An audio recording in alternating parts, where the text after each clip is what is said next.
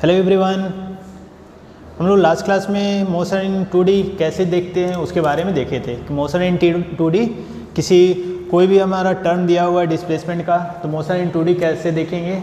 Velocity अगर as a function of time है तो हमारा क्या होगा मोशन इन 2D, क्योंकि वहाँ पे एक्सेलरेशन किसी डायरेक्शन में आ जाएगा।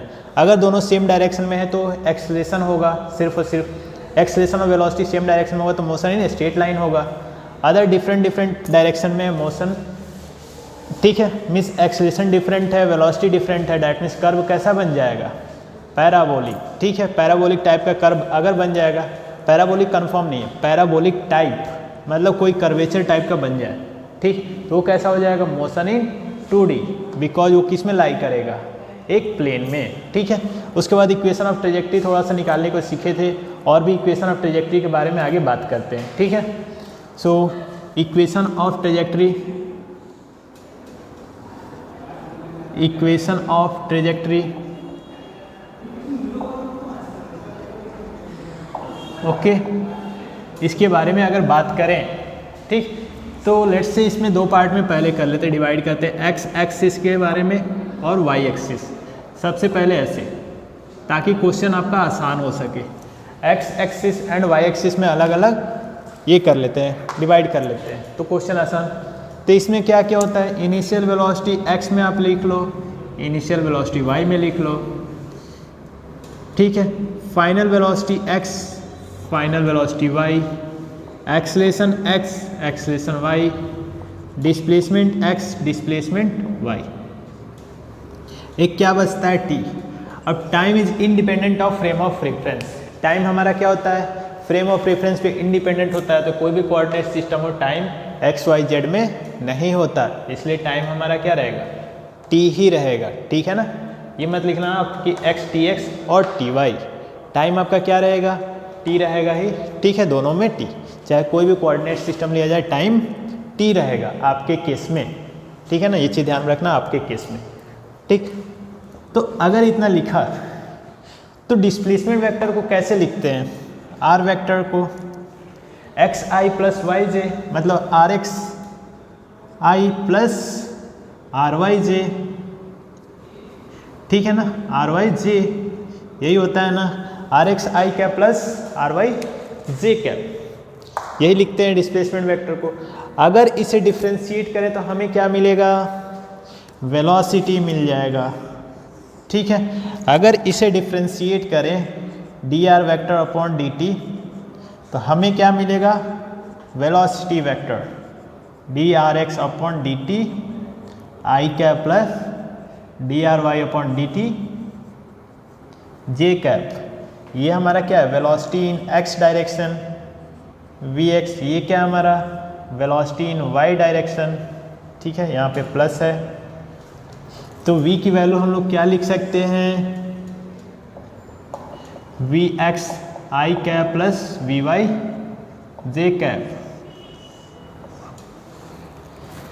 ऐसे ही अगर एक्सेलरेशन निकालना हुआ तो एक्सेलरेशन को क्या करते हैं, d v by d t, so d v x upon d t i cap plus d v y upon d t j cap, that is a vector equal to, ये भी हमारा क्या हो गया x में, ये y, so A x i cap plus a Y j cap, ये आपका इक्वेशन आ गया।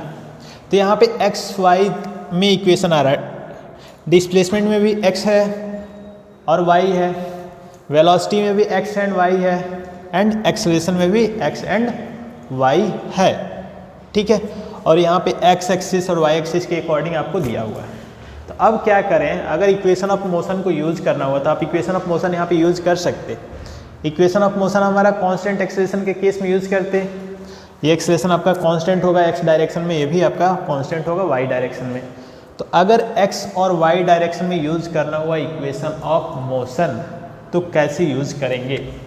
ठीक है, अगर x डायरेक्शन की बात करें तो हम लोग क्या लिखेंगे, जैसे वी एक्स निकालना हुआ तो v x equal to you x plus a x into t, time is independent of coordinate system और फ्रेम। ठीक है, next equation s x equal to you x t plus half a x t square and third one is v x square minus u x square equal to 2a s x. ठीक है, ऐसे equation x में लिख सकते हैं और similarly y में v y equal to u y plus a y t, s y equal to u y t plus half a y t square, v y square minus u y square equal to 2ay s y. तो ये equation हम लोग use कर सकते हैं separately. ठीक है, तो जब भी अगर ऐसा इक्वेशन दिया जाए तो यहाँ से एक्स वाई निकाल लो, चाहे यहाँ पे ए एक्स ए वाई निकाल लो, वो ए एक्स ए वाई इस टर्म में आप रख सकते, वी एक्स वी वाई इस टर्म से निकाल सकते। ठीक है ना, तो ऐसे हम लोग निकाल सकते हैं। तो नोट डाउन कर लो, उसके बाद हम लोग एक क्वेश्चन देखते हैं कि कैसे करेंगे। ठीक है, 2D में इसके यूटिलाइज कैसे करेंगे, इसे नोट डाउन कर लो, फिर यूटिलाइजेशन देखते हैं।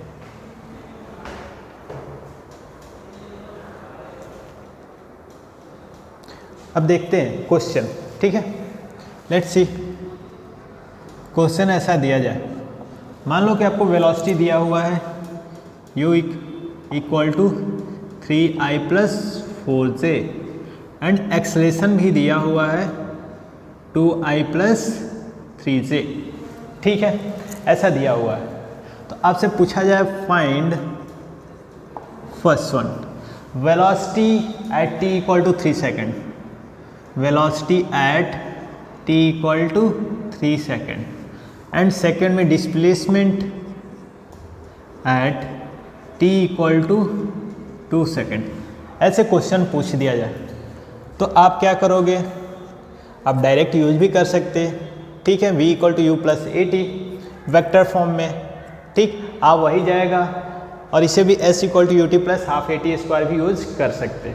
ठीक है, अलग अलग भी यूज कर सकते हैं, तो अलग अलग जैसे हम लोग सीखे वैसे यूज कर लेते हैं। फर्स्ट में सॉल्यूशन, यहाँ पे ux कितना दिया है 3 metre per second and uy कितना दिया है 4 मीटर पर सेकेंड।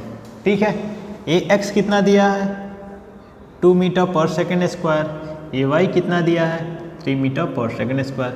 तो क्या यहाँ से vx निकाल सकते हैं t इक्वल टू 3 सेकेंड में, yes, ux plus ax t that is 3 plus 2 into 3 that is 9 metre per second and vy ये भी निकाल सकते हैं uy प्लस ay t। ठीक है, ऐसे भी निकाल सकते हैं। तो uy हमारा कितना हो गया 4 plus 3 into 3 13 metre per second. तो अपना वेलोसिटी कितना आ गया, वेलोसिटी अगर देखा जाए तो velocity 9i plus 13j cap, 9i plus 13j cap. ऐसे हम लोग कर सकते हैं। आप डायरेक्ट चाहते तो यहाँ पे कर सकते थे u प्लस ए टी। ठीक है ना, u plus a T, u के प्लेस पे आप क्या रखते हैं पूरा वैल्यू a एंड a के प्लेस पे ये पूरा वैल्यू रखते, आपको आता है यही आंसर। लेकिन हम लोग अलग अलग करके सीख लिए तो और भी अच्छी बात है कि अलग अलग आप निकाल लो। x कंपोनेंट में आपको दिखाई दे रहा है, y कंपोनेंट में दिख रहा है सब कुछ। ठीक है, तो ऐसे कर लिए तो और भी आसान, नहीं तो आपको रखना है तो डायरेक्ट आप ये रख लो। ठीक है, लेकिन कई बार कन्फ्यूजन होता है कैसे रखें, इसलिए अलग अलग निकाल लिया, नहीं तो आप डायरेक्ट रख के निकाल सकते। सेकेंड में क्या पूछा गया है ये हमारा क्या हो गया फर्स्ट पार्ट। तो अगर इसका मैग्नीट्यूड निकालना होता है तो मैग्नीट्यूड कितना हो जाएगा अंडर रूट 81 प्लस कितना हो जाएगा 169। ठीक, 169 सो अंडर रूट कितना हो जाएगा 270 और 250 मीटर पर सेकेंड। ठीक है, 250 मीटर पर सेकेंड इतना आप कर सकते। तो यहाँ पे दिख गया कि 250 मीटर पर सेकेंड मैग्नीट्यूड आ गया। डायरेक्शन अगर देखना हो वेलोसिटी का तो 10 inverse 9/13, 10 inverse 13/9 v upon v x होता है ना, 10 inverse v y upon v x that means 13/9। ये आपका हॉरिजॉन्टल से एंगल मिल जाएगा। तीसरा अपना दूसरा क्वेश्चन क्या है इसमें, एस एक्स निकालना। तो ऐसे ही हम लोग निकाल सकते हैं S x i cap plus S Y j cap. आप चाहो तो डायरेक्ट वैल्यू यूज कर सकते हैं, हम लोग अलग अलग निकाल कर यूज कर लेते हैं, you x t plus half a x t square. So you x कितना है 3 इंटू टी कितना है 2 प्लस हाफ ए एक्स कितना है 2 टी कितना है 2 का स्क्वायर। सो 6 प्लस 4 10 मीटर। ऐसे एस वाई निकालना हुआ तो हमारा क्या हो जाएगा u y t plus half a y t square. U y कितना है, यू वाई कितना है आपके पास 4 into 2 plus half a y कितना है 3 इंटू 2 का स्क्वायर। सो 8 प्लस 6 14 मीटर। आपके पास कितना आ गया 14, तो एस की वैल्यू कितना आ गया 10i प्लस 14j। ऐसे भी निकाल सकते हैं। अब सिंपल तरीका में निकालना होता अगर मान लिया कि आप डायरेक्ट रखना चाहते हो वैसे भी रख सकते हैं। डायरेक्ट ये वैल्यू उठाकर यहाँ पे रख दो इक्वेशन में। किस में, जैसे आपको डिस्प्लेसमेंट का इक्वेशन पता है ना, वेलोसिटी का इक्वेशन पता है u प्लस ए टी। तो u आपके पास कितना है, चलो ये सेकंड मेथड में करते हैं। सेकंड मेथड u कितना है 3i plus 4j plus a कितना है आपके पास 2i plus 3j and t 3। Check करते हैं क्या सेम आ रहा है क्या, 4j plus 6i plus 9j that is 639i plus 13j। Velocity तो सेम आ गया, सेम आया अपना, यही आना चाहिए था, आया अपना। ठीक है, वैसे भी आप रख सकते, इसको अलग अलग भी करके। तो इसमें थोड़ा वेक्टर में कई बार कन्फ्यूजन होती है, इसकी वजह से मैं अलग अलग करा दिया। आप इसको भी रख के चेक कर सकते हो, सेम आएगा u t प्लस हाफ ए वेक्टर टी स्क्वायर, क्योंकि सब डिस्प्लेसमेंट वेक्टर क्वांटिटी है तो आप डायरेक्ट पुट कर सकते हो। S vector you x you कितना है 3i प्लस 4j, t कितना है 2, a कितना है 2i प्लस 3j, t कितना है 2 का स्क्वायर, 2 से 2 कैंसिल, यहाँ पे 6i प्लस 8j, यहाँ पे 4i plus 6j। So 4i 6i 10i 8j and 6j 14j। आपको ये भी आंसर सेम मिल गया। तो आप डायरेक्ट भी रख सकते, तो जैसे आपको करना वैसे कर लो, लेकिन ये सेपरेट हम लोग करके देख लिए कि अलग अलग क्या वैल्यू है। ठीक है, तो आप ऐसे भी निकाल सकते। ठीक, तो नोट डाउन कर लो, फिर नेक्स्ट क्वेश्चन देखते।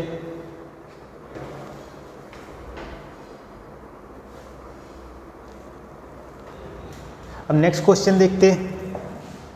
At any time t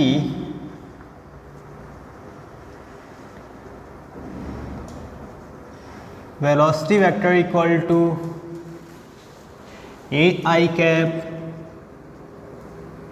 plus bt j cap, ai cap plus bt j cap।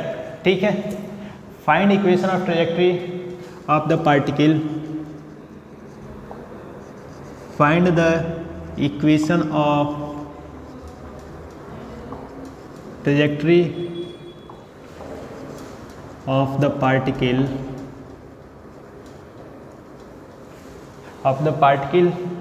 if at t equal to 0 particle is at x comma origin, x equal to 0 y equal to 0। t equal to 0 पे क्या है, particle कहाँ पे है origin पे, means x equal to 0 पे है, y equal to 0 पे है। दैट मीन्स ये हमारा क्या इनिशियल पोजीशन वेक्टर हमारा क्या पे है 0 पे है। ठीक है, मतलब इनिशियल डिस्प्लेसमेंट वेक्टर हमारा ओरिजिन ही है। ठीक है, इतना तो क्लियर हो गया। तो सॉल्यूशन देखते हैं कैसे निकालेंगे। आपको मैं बताया था इक्वेशन ऑफ ट्रेजेक्ट्री के लिए आपको क्या चाहिए। यहाँ पे क्वेश्चन में एक टर्म दिया है इक्वेशन ऑफ ट्रेजेक्ट्री जो पूछा है। इक्वेशन ऑफ ट्रेजेक्ट्री के लिए मैं बोला था सबसे पहले आप देखोगे डिस्प्लेसमेंट वेक्टर क्या है। यही बताया था कि आप सर्च करो डिस्प्लेसमेंट वेक्टर है क्या। तो यहाँ पे डिस्प्लेसमेंट वेक्टर कहीं दिख रहा है क्या? नहीं दिख रहा है। तो हमें क्या करना पड़ेगा? डिस्प्लेसमेंट वेक्टर लाना पड़ेगा।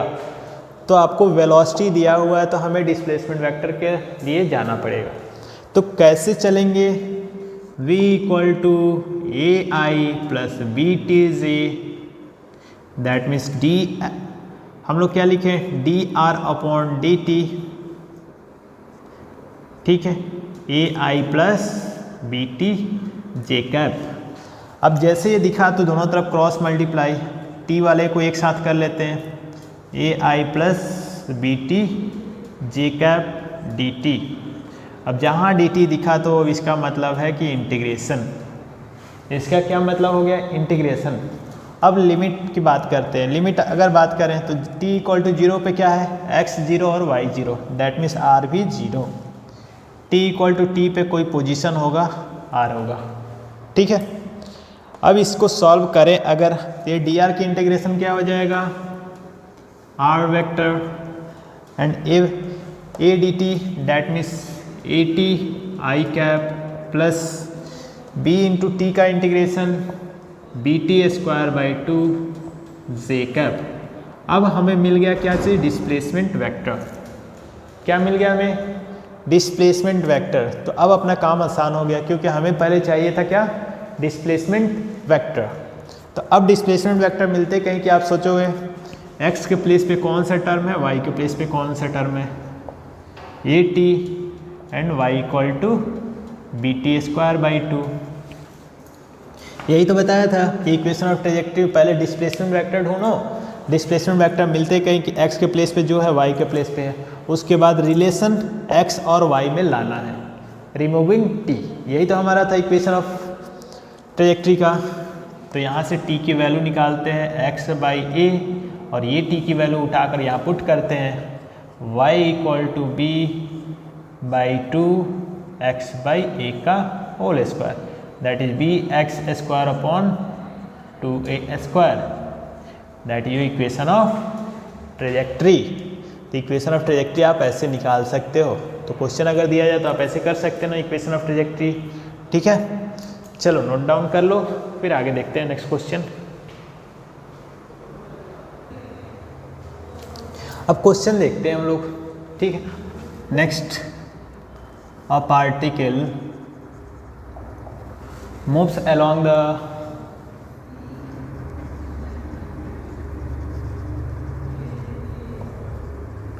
positive branch of the curve, positive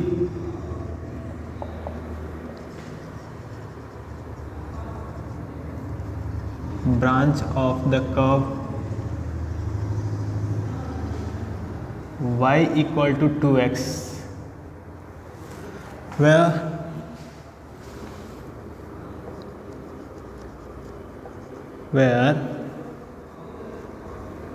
x equal to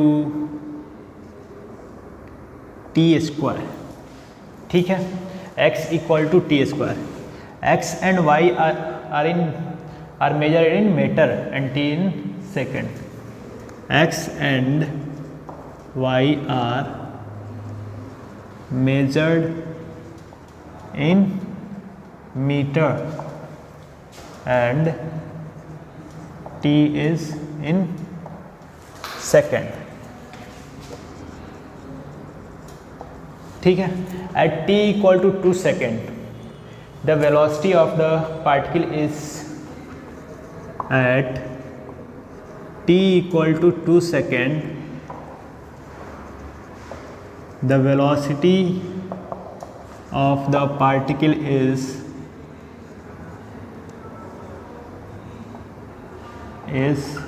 velocity of the particle is, चार ऑप्शन आपको दिए हुए हैं। First i plus 2j, second 2i plus 4j, third 4i plus 2j and fourth 4i plus 8j, ठीक है ना। 4i plus 8j,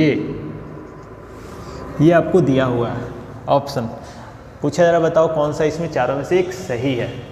तो अब कैसे निकालेंगे, आपके पास इक्वेशन है दिया हुआ है तो कैसे निकालेंगे, x equal to t square, y equal to something, ठीक है। तो आपको पता है कि x r इक्वल टू क्या होता है, x i cap plus Y j cap. x के प्लेस पे हम लोग क्या रख दें, x के प्लेस पे 2t square, t square i cap plus 2t square j cap r vector. Okay, so velocity vector अगर निकालना हुआ d r upon d t that is 2t i cap plus 4t j cap. यहाँ से हमें क्या मिल गया, velocity vector. यहाँ पे हमें क्या मिल गया, वेलोसिटी वेक्टर, ठीक है। अब वेलोसिटी वेक्टर मिल गया, आपको दिख रहा है क्या चीज़, यहाँ पे भी हमारा ये t इक्वल टू 2 सेकेंड पे, तो t इक्वल टू 2 सेकेंड पे अगर निकालना हुआ तो क्या करेंगे, यहाँ पे t इक्वल टू 2 सेकेंड पे तो t की वैल्यू नहीं रख देंगे यहाँ पे, तो v इक्वल टू कितना हो जाएगा, 2 into 2 I cap plus 4 into 2 J cap that is 4i plus 8j। So 4i plus 8j is right answer. ऐसे हम लोग कर लेंगे, ठीक है ना। तो यहाँ तक हम लोग कर सकते हैं, ये कर लो। उसके बाद अब हम लोग चलते हैं प्रोजेक्टाइल मोशन में, ठीक है। तो अब स्टार्ट करेंगे हम लोग प्रोजेक्टाइल मोशन, तो ये आप नोट डाउन कर लो। ओके, अब हम लोग चलते हैं प्रोजेक्टाइल मोशन पढ़ने। प्रोजेक्टाइल मोशन में 2 डायमेंशनल मोशन में, ठीक है। मोशन अंडर ग्रेविटी जो पढ़े थे 1 डायमेंशन में, जैसे बॉल को फेंका ऐसे नीचे आया, ये हमारा क्या था 1 डायमेंशन, बॉल को फेंका और नीचे आया, दैट इज 1 डायमेंशन। अब अगर ऐसे फेंके, ऐसे जा रहा है, जैसे आप बॉल को उठाकर ऐसे फेंक रहे हो, ठीक है, किसी को दे रहे हो, चाहे आप बॉल को किक कर रहे हो, फुटबॉल को किक कर रहे हो गोल के लिए, तो क्या होता है ऐसे ट्रेजेक्ट्री एक पाथ फॉलो करता है ऐसे, ठीक है, that is called projectile motion. Ball को आप फेंकना, कोई भी चीज़ को फेंकते हो इस डायरेक्शन में, मीन्स एक कर्व पाथ फॉलो करता है, वो हमारा क्या होता है प्रोजेक्टाइल मोशन, ठीक है। तो यहाँ पे हम लोग पढ़ते हैं प्रोजेक्टाइल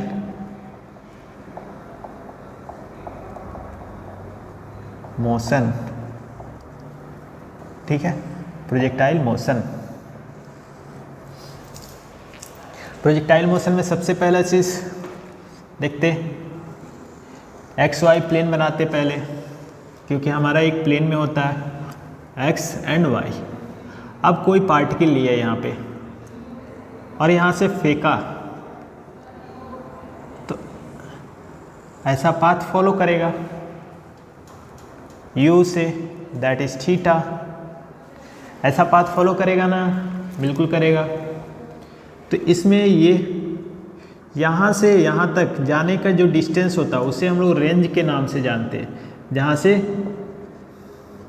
पार्टिकल को फेंका गया, जहाँ पे पार्टिकल जाकर गिरा, हिट किया, उसे क्या बोलते हैं, रेंज बोलते हैं। यहाँ पे कहीं ना कहीं पार्टिकल जाकर एक मैक्सिमम हाइट तक हुआ होगा, उसे हम लोग क्या बोलते हैं, एच मैक्स बोलते हैं, ठीक है। मैक्सिमम हाइट, आप ऐसे फेंकोगे तो कुछ ऊपर तक जाएगा, उसके बाद फिर नीचे आगे रहेगा, that is your maximum height. और कितना देर एयर में रहा, that is called time of flight. Time of flight क्या, टाइम ऑफ फ्लाइट। 3 कंडीशंस इसमें है, 3 चीज़ को आपको याद रखना है, तीनों का फॉर्मूला। तो ये सब निकालते कैसे हैं, इसमें क्या क्या कंडीशंस होते हैं उसके बारे में जानते हैं।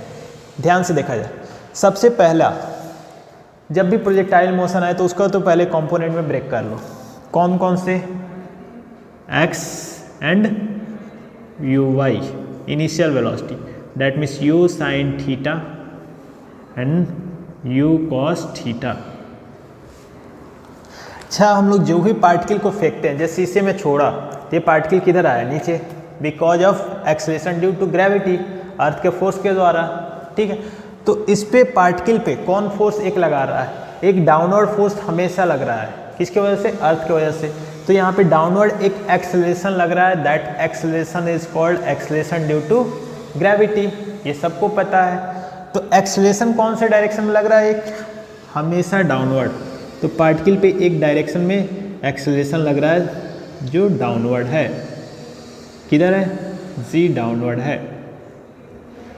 क्या हॉरिजॉन्टल कंपोनेंट में भी एक्सेलरेशन लग रहा है क्या? नहीं, हॉरिजॉन्टल कंपोनेंट में कोई फोर्स नहीं है, इसलिए हॉरिजॉन्टल कंपोनेंट में कोई भी एक्सेलरेशन नहीं है। मीन्स हॉरिजॉन्टल कंपोनेंट में कोई फोर्स नहीं है, इसलिए हॉरिजॉन्टल कंपोनेंट में कोई आपका एक्सेलरेशन नहीं है। वर्टिकल कंपोनेंट में फोर्स है due to earth gravitational force. Earth is pulling, earth क्या करती है? खींचती है ऑब्जेक्ट को, मतलब उसकी वजह से हमारा ग्रेविटेशनल क्या आ गया यहाँ पे? एक्सेलरेशन ड्यू टू ग्रेविटी आ गया डाउनवर्ड डायरेक्शन में, ठीक है। लेकिन एक्स में हमारा कोई भी फोर्स नहीं है, नेट फोर्स हमारा कोई भी नहीं है, डेट मीन्स जीरो है। तो एक्सेलरेशन इन एक्स डायरेक्शन क्या होगा? जीरो, ठीक। तो एक्सेलरेशन अगर एक्स डायरेक्शन में जीरो हो गया, that means velocity x direction में क्या हो जाएगा? कांस्टेंट। अगर एक्सेलरेशन एक्स डायरेक्शन में जीरो हो गया तो वेलोसिटी एक्स डायरेक्शन में क्या हो जाएगा? कांस्टेंट हो जाएगा। ये समझ में आ रहा है? ये चीज़ लिखते हैं एक्स और वाई में। सबसे फर्स्ट वर्क, जब भी प्रोजेक्टाइल मोशन का क्वेश्चन आए तो सबसे पहले आप ऐसे ब्रेकआउट कर लिया करो एक्स और वाई में। तो यू एक्स हमारा क्या है? U cos theta, and u y हमारा क्या है? यू साइन थीटा, ठीक है। ये चीज़। अब एक्सेलरेशन इन एक्स डायरेक्शन में क्या है? Zero, because of net force zero. कोई भी फोर्स इस डायरेक्शन में नहीं लग रहा। अगर कोई भी फोर्स इस डायरेक्शन में नहीं है तो हमारा क्या है? एक्सेलरेशन जीरो है। बट इसमें वाई में क्या है? जीरो नहीं है। कितना है? Minus g, because of acting downward. Acceleration is acting downward. ये चीज़ आपको ध्यान में रखना है। अगर यहाँ पे एक्सेलरेशन नहीं है तो वेलोसिटी क्या होगा? एक्स कंपोनेंट में कांस्टेंट होगा। मोशन अंडर ये प्रोजेक्टाइल मोशन जब भी ग्राउंड टू ग्राउंड की बातें करेंगे, ग्राउंड टू ग्राउंड की बातें अगर करेंगे तो इसमें हॉरिजॉन्टल डायरेक्शन में एक्सेलरेशन क्या है? ज़ीरो। अगर हॉरिजॉन्टल डायरेक्शन में एक्सेलरेशन ज़ीरो है तो हॉरिजॉन्टल डायरेक्शन में वेलोसिटी क्या हो गई? Constant. That means you x जो है वो हर एक पॉइंट पे सेम रहने वाला है। मीन्स यू एक्स यहाँ भी सेम रहने वाला, यहाँ भी सेम रहने वाला, यहाँ भी सेम रहने वाला, यहाँ भी सेम रहने वाला, यहाँ भी।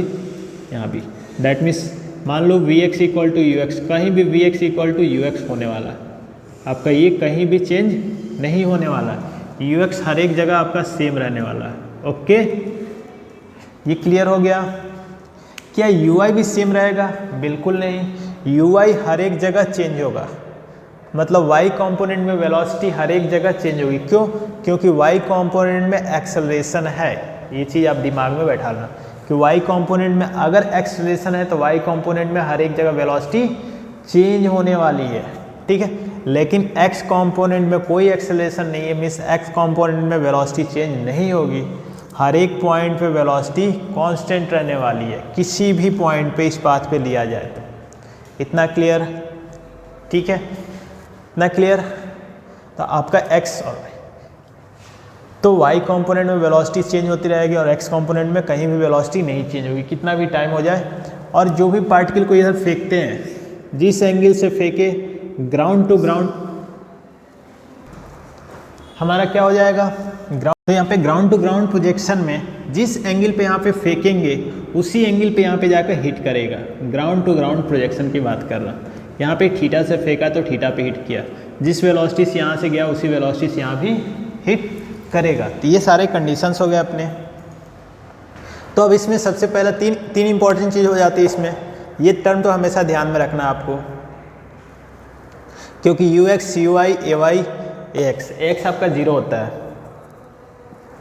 तो इसमें हमारा हॉरिजॉन्टल कंपोनेंट में एक्सेलरेशन नहीं होगा, वेलोसिटी हर एक जगह कांस्टेंट होगी। तो इसमें तीन केसेज आएंगे। टाइम ऑफ फ्लाइट क्या होगा?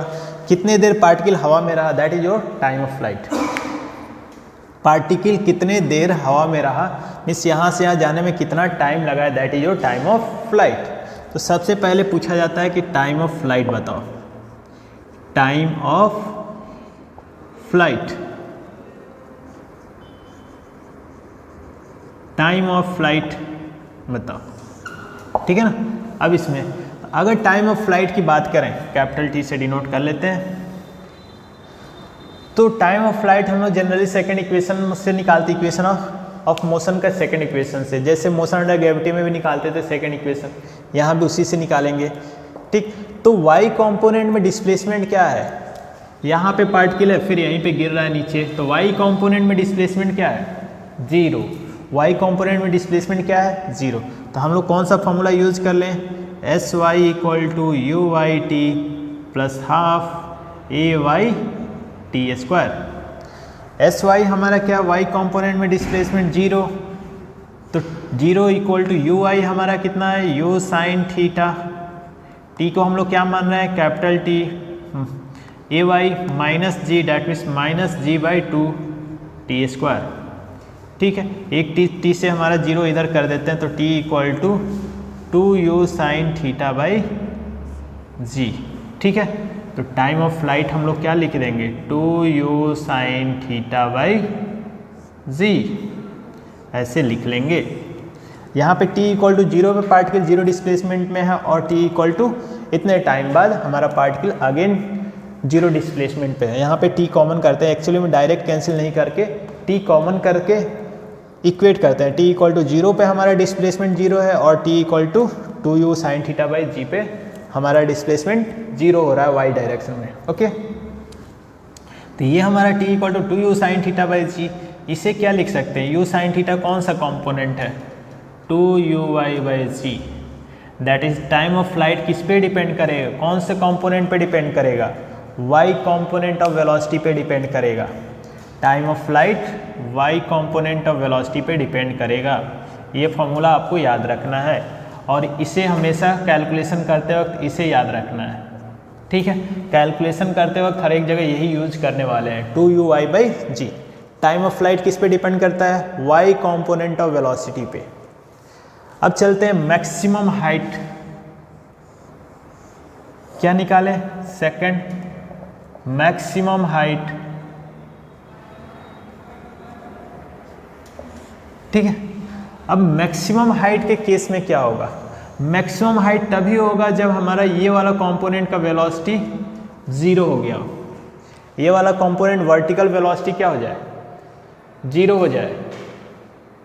देखते हैं अगर मैक्सिमम हाइट निकालना है, अगर यहाँ पे, ठीक है, सेकंड, तो हमारा यहाँ पे वेलोसिटी क्या होना चाहिए, y कंपोनेंट ऑफ वेलोसिटी 0। जब तक y कंपोनेंट ऑफ वेलोसिटी रहेगा तब तक ये ऊपर जाते रहेगा, y कंपोनेंट ऑफ वेलोसिटी 0 होगा, वहीं पे हमारा मैक्सिमम हाइट हो जाएगा। फिर से एक्सेलरेशन नीचे है, तो हमारा वेलोसिटी का भी डायरेक्शन नीचे होते जाएगा, ठीक है। तो यहाँ पे y कंपोनेंट ऑफ वेलोसिटी 0 हो जाएगा। तो इस पॉइंट पे देखते हैं v y square minus u y square equal to 2ay s y, ये निकालते, तो हमारा वी वाई स्क्वायर क्या हो जाएगा, 0, u y square u sine theta का होल स्क्वायर 2ay कितना है minus g, and s y कितना है एच मैक्स, ये माइनस से minus cancel, so h max equal to u square sine square theta upon 2g। ये हमारा क्या आ गया, फॉर्मूला हो गया। तो फॉर्मूला को भी आपको याद रखना है, या इस फॉर्मूले को याद करना, और u y square upon 2g। इसमें भी क्या होगा, y component of velocity is responsible for maximum height, y component of velocity is responsible for maximum height, ये भी आपको ध्यान में रखना है। फॉर्मूला क्वेश्चन करते वक्त y और x लिखेंगे, तो इसलिए x और y पहले ही मैं लिखवाया कि x और y पहले कंपोनेंट में ब्रेक कर लेंगे, ठीक है। तो y component of velocity responsible for maximum height. And third one, जहाँ भी स्टार मार्क कर रहा हूँ उसे याद करना है, रेंज, पार्टिकल चला और कहाँ पे जाकर गिरा, that is the range, H max. यहाँ पे जहाँ से पार्टिकल स्टार्ट हुआ कहाँ पे जाकर गिरा, तो कितना डिस्टेंस कवर किया, तो उसे बोलते हैं रेंज। तो रेंज हमारा क्या होता है, एक्स कंपोनेंट में होगा, एक्स कंपोनेंट में हमें चाहिए डिस्टेंस, तो you x t plus half a x t square. A x कुछ है क्या, नहीं है, डैट मीन्स ये 0, तो जब भी अगर ग्राउंड टू ग्राउंड प्रोजेक्शन में आया तो r equal to you x t direct आप लिख लिया करो। ग्राउंड टू ग्राउंड प्रोजेक्शन में आए तो डायरेक्ट आप यू एक्स निकाला करो और time of flight, total time of flight क्या है, ये है, आप डायरेक्ट लिख लिया करो। तो यहाँ पे यू एक्स आपके पास u sine u cos theta, time of flight 2u sine theta by g, that is 2u square sine theta cos theta by g. अब 2 साइन थीटा कॉस थीटा मिलकर क्या हो जाएंगे, यहाँ पे 2 साइन थीटा कॉस थीटा मिलकर sine 2 theta, ठीक है ना। R equal to u square sine 2 theta by g, u square sine 2 theta, यहाँ पे साइन स्क्वायर है एच मैक्सिमम में और ये यू स्क्वायर साइन 2 थीटा है, ठीक है ना। तो इसको भी और क्या क्या लिख सकते हैं, ये हमारे यू एक्स था और टाइम ऑफ फ्लाइट कितना होता है 2u(y) बाई जी। तो आप फॉर्मूला क्वेश्चन करते वक्त ये याद रख लेना 2ux u(y) बाई जी, आपका क्वेश्चन आसानी से हो जाएगा, ठीक है। या तो आपको r equal to you x into t, t is what, time of flight. तो ऐसे आपको फॉर्मूला याद रखोगे तो आपका क्वेश्चन इजी वे में हो जाएगा। लेकिन एग्जाम में अगर डायरेक्ट पूछा गया कि फॉर्मूला बताओ तो ऐसे लिखना है u square sine 2 theta by g, यहाँ तक आपको लिखना है, ठीक है ना। तो ये समझ में आया। तो ये 3 इसमें इंपॉर्टेंट फॉर्मूले हो जाते हैं, इसी के बेस पे सारे क्वेश्चंस करने होते हैं, ठीक है। तो ये चीज़ आपको एक्सेलरेशन हमेशा वाई डायरेक्शन में लगता है, एक्स डायरेक्शन में 0, maximum height, range and time of flight 3 cases आ गए, 3 फार्मूला आ गए। आपको हमेशा यू एक्स और यू वाई कॉम्पोनेंट में रखना है जिससे आप फार्मूला अप्लाई करना ईजी हो सके, कैलकुलेशन ईजी हो सके, उसके बाद आप सॉल्व कर सकते हो, ठीक है। तो यहीं तक आज इस लेक्चर में रखते हैं, नेक्स्ट लेक्चर में इसके आगे कंटिन्यू करेंगे। Okay, so bye bye, thank you.